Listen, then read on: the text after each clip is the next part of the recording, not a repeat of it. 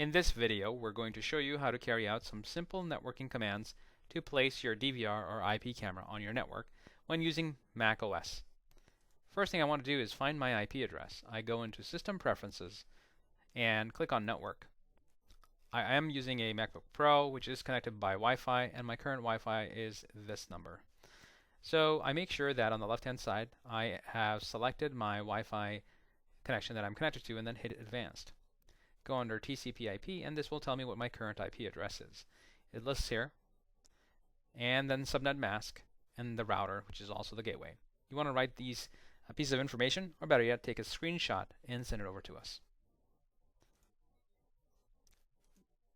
The second thing to figure out when placing your DVR on a network is to figure out how many routers do you actually really have. Many times, customers are under the impression they have only one router, but there are several present. So you go into Applications, you go into Utilities from the Go menu, and then hit Search for Terminal, and then load the terminal. Once you're in the terminal, we want to do a traceroute. Type in traceroute, and then space, and then you have to type in 8.8.8.8. This tracks how many hops does it take in order to get to the internet. You can press Control-C to cancel. We just need to look at the first few lines. Here, in the first line, it tells me that it's going to 192.168.1.1. 192.168.1.1 is actually a very common IP address for a router, so I know that's my first router. Then it starts telling me that it's going to a rather lengthy domain name and then an IP address that's 71. something.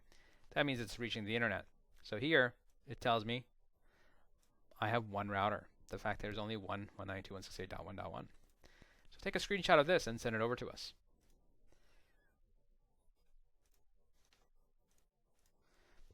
Now, let's say you want to add your DVR to this network and you want to give it an IP address of 192.168.1.215.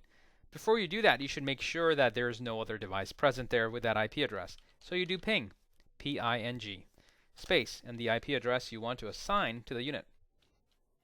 If you're working with our networking team, they will tell you which command to write or to ping for. Then hit Enter. The fact that it's coming out with saying request timeout means there's no device with that IP address on the network and it's free for use.